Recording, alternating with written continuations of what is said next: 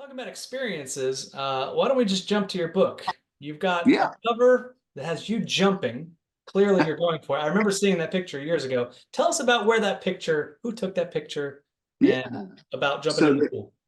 so this picture, for those of you at home, this picture is me jumping into a pool in a full suit. Now, I tried to get the entire image on the book cover because I think it's kind of even funnier because it's me jumping and then there's a pool below, and then you see my shadow, on the water. It was taken by Brian Anderson, and this was actually taken years ago at the for NB Magazine. We used to do letters from the editor, and we would do a different picture every month just because they wanted some cool stuff to do, and it's always fun to do.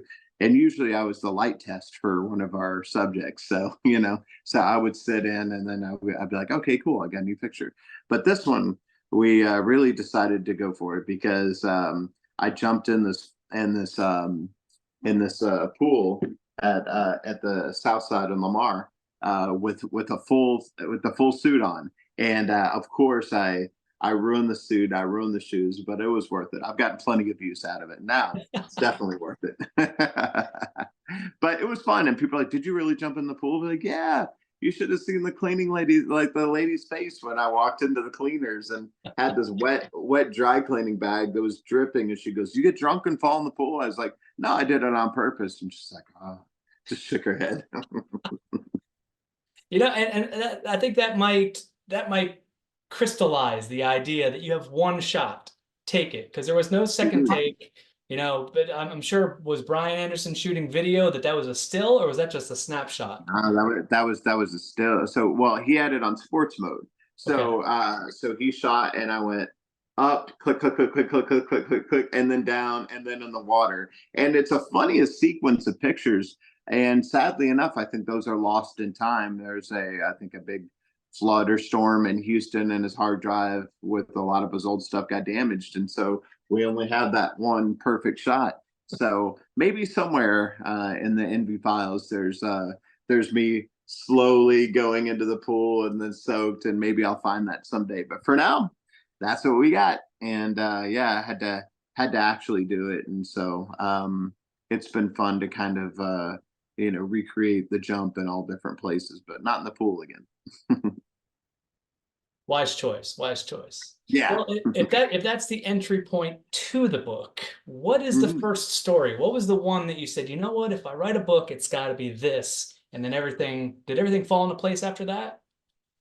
So that's interesting. So the whole reason I did the book was because a few years ago, a friend of mine said, "Oh, you should come tell these stories. Like I tell your stories at my speeches, and he gets paid to go." He goes, I wish I could say, "Oh, Tom Cruise told me this," or "Oh, I went and did but I say, my buddy Paul, he talked to Tom Cruise and he told me that, or Bono said this, or whoever."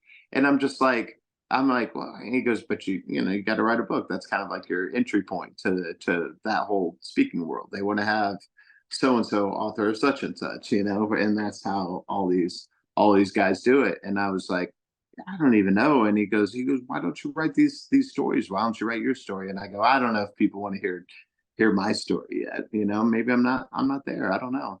And I in a fairly short time, I got hit by a drunk driver, and then I got sideswiped by an 18-wheeler, and then I was in a car that caught on fire, and so I came out of all three of those things without a scratch, and I just thought maybe I have something left to do here, and I was at home going through a lot of footage and going through the clips, and I started to realize that they were taking, when we were on Fox Sports, they were taking, and then ABC, they were taking the best stuff out of my interviews and using the most innocuous things. So I interviewed Hugh Jackman for the Wolverine, and and it was just an offhand remark that I think it was even before we started.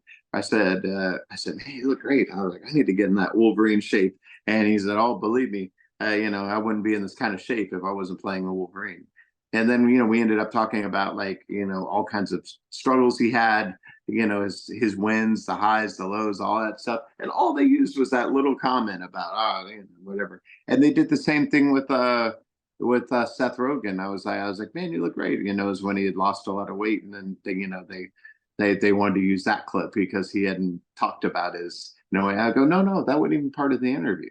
You know, it was just part of like the raw footage. You know, but the thing is, like, that's where that's where I started to realize all this good stuff was on the cutting room floor, just time after time after time again, and they would just use the promotional stuff, which I understand. You get 3 minutes for a TV clip, you're going to have them talking about the movies, but man, to leave all that stuff just to die, and so I just thought it's kind of morbid, but I thought, like, if I die, their words die with me. So, I can't let this stuff go to waste. So I was like, well, I'll at least like put it together in like a document or something. And then I started to realize this would actually be a really cool book. This is actually like the book that I wish that I had when I was in high school, and going, yeah, sure, it'd be nice, nice to do this, but how, and you just assume that all the rich and famous people were just rich and famous, and that's why they were who they were. And, we're living in the dark ages, and that was that. And this is more like kind of like a guidebook. So what happened is I ended up going through 1,000 interviews, and like literally 1,000 interviews, and typed it all out, and bam, and put my story in there. And this thing was bigger than, like, page wise, than the Bible. I was like, this is not right. Like, I cannot do this to people. No one's going to read this. And so I cut it in half, and it was still too long. And I would go, okay, this might need to be a series. And so I go, yeah, maybe people don't care about my story yet. Maybe that comes with, if they care about the book and the book series. So I took out my story, and it's just really kind of a quick intro, and go right into the meat of it. And it's just, the subtitle underneath is Advice, Wisdom, and Hail Mary Moments from the Stars. So there's 3 sections: the advice from all the big people, the wisdom, the things they've learned, the things they do differently, and then the Hail Mary moments. It's that question on our show with Drew Pearson, and of course, he caught the Hail Mary, went in the Hall of Fame. And we asked people, what's your Hail Mary moment? The moment in your life or career where you just had to go for it and it worked out for you. So that's that. And so there's those 3 sections, and there's a 10-point takeaway, and then a bunch of pictures for the people who don't like to read. And then that's it. It's very simple. And it's a nice, smaller kind of book. So it's easy. It's like a travel size. You can stick in your computer bag. You can, put it in the end of the toilet, whatever, wherever you think it should go.